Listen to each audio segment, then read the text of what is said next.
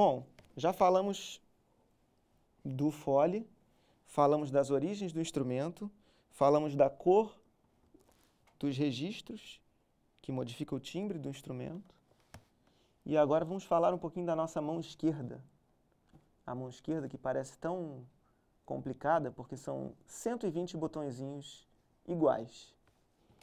Bom, na mão esquerda temos os baixos, que são 120 e são todos bem parecidos.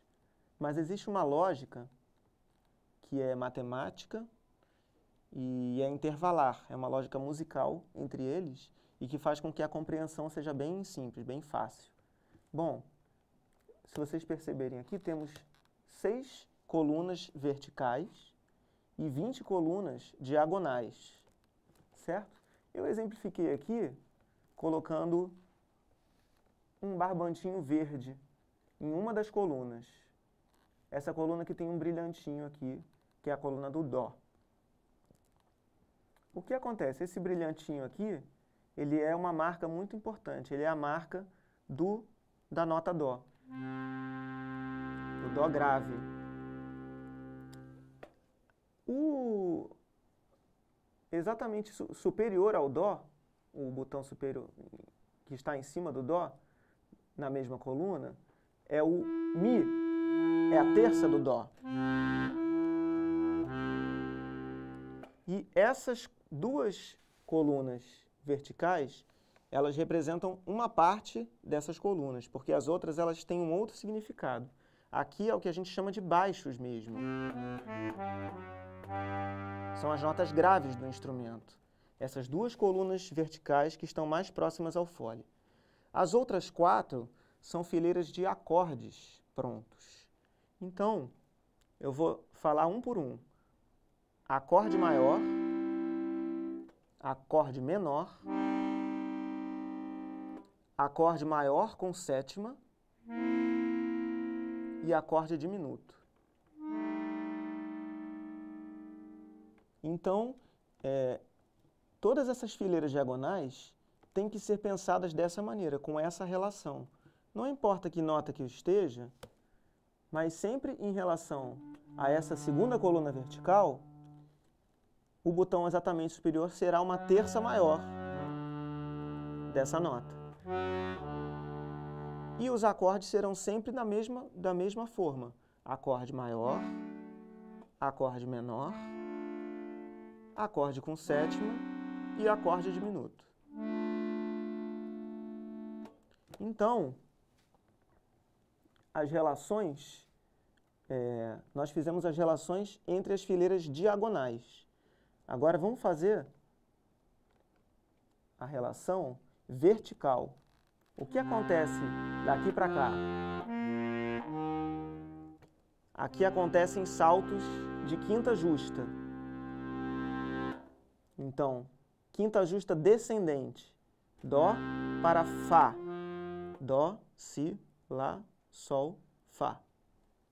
Quando eu desço o botão na mesma fileira vertical, eu tenho um Fá. Se eu subir, Dó, Ré, Mi, Fá, Sol. Então é Dó, Sol. Então lembre-se, a relação numa mesma coluna diagonal é uma relação de terça maior. E a relação entre as colunas, na relação de verticalidade, é quinta justa para cima e quinta justa para baixo. Bom, então percebemos que as duas primeiras fileiras verticais são de notas graves e as outras fileiras são de acordes. Vamos passar um pouquinho para a mão direita. Queria mostrar um pouquinho do que acontece aqui. É um teclado similar ao do piano, como eu já falei, em que a gente pode usar os mesmos tipos de dedilhado, exceto quando você vai para uma região muito aguda. Quando você chega numa região aguda, existe uma diferença para o piano, que é a passagem de polegar.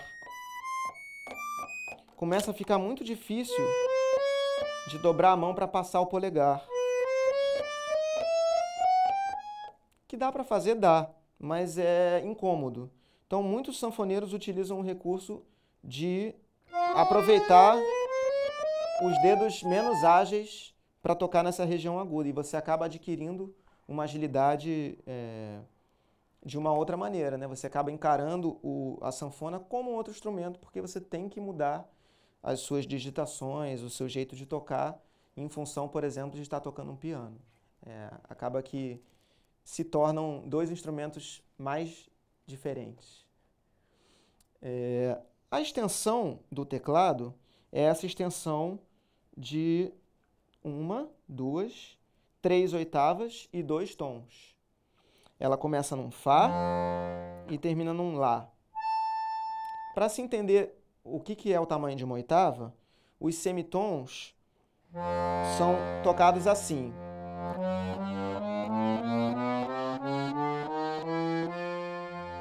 Chegamos na mesma nota. Começa no Fá e vai até o Fá. São 12 semitons. Cada oitava é a distância de 12 semitons. Então temos do Fá 1, 2, 3, 4, 5, 6, 7, 8, 9, 10, 11, 12.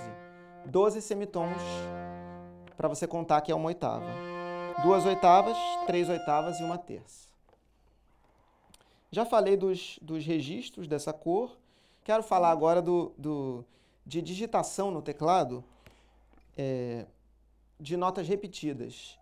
Eu percebo que muitos acordeonistas, muitos sanfoneiros, tocam o acordeão repetindo nota com a própria mão, repetindo digitalmente, utilizando, por exemplo, um outro dedo ou o próprio dedo. Esse é um recurso que está disponível para o instrumento e é simples de ser feito. Mas existe uma maneira de ser feito isso sem que você precise repetir com o dedo, que é repetir no fole. Então, eu aciono a nota e o fole, abrindo e fechando, é que será responsável pela repetição da nota.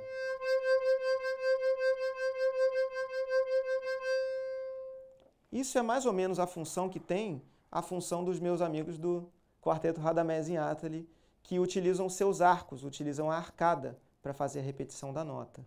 É a mesma função, só que o meu caso é com ar e o deles é com o tamanho do arco. Quando o arco acaba, eles têm que mudar a direção do arco e isso faz com que a nota se repita. Aqui é a mesma coisa, uma hora o ar acaba no final do fole e você tem que voltar com ele. Ele tem um tamanho, não é um tamanho infinito da duração da nota. Então, uns exercícios interessantes para serem feitos é de repetição de nota, sem que você precise. Você pode fazer no fole.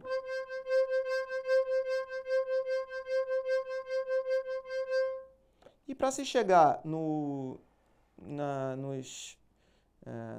ritmo, no swing que existe em música brasileira, especialmente no forró, que muitas pessoas gostam de tocar na sanfona, esse manejo do fole, esse resfolego, como a gente chama, é muito importante. Então, se a gente divide cada tempo em 4, repetindo notas, vamos fazer assim. 1, 2, 3, 4. 1, 2, 3, 4. 1, 2, 3, 4. 1, 2, 3, 4. A gente tem a nota repetida aqui pelo fole. 4, 1, 2, 3, 4. Para a gente chegar no swing da música brasileira, no swing do baião, do forró, e às vezes até mesmo no samba cabe esse tipo de intenção, o importante são as acentuações. Aqui eu estou tocando como? 1, 2, 3, 4. 1, 2, 3, 4. A gente tem que acentuar no primeiro, no quarto e depois no terceiro. Seria assim. 1, 2, 3, 4. 1, 2, 3, 4. 1, 2, 3, 4. 1, 2, 3, 4. Se fizermos em 8 é mais fácil. 1, 2, 3, 4. 1, 2, 3, 4. Vou mostrar para vocês. 1, 2, 3, 4. 1, 2, 3, 4.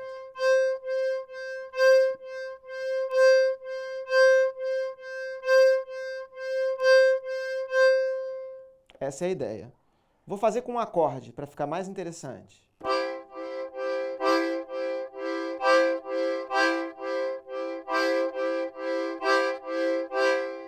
E vou fazer um pouco mais rápido para ficar ainda mais interessante.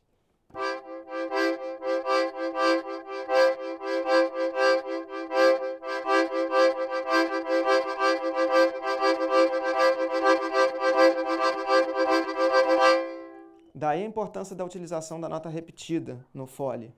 Porque se você fizer só usando o teclado, tem um efeito diferente, né? O efeito do resfolego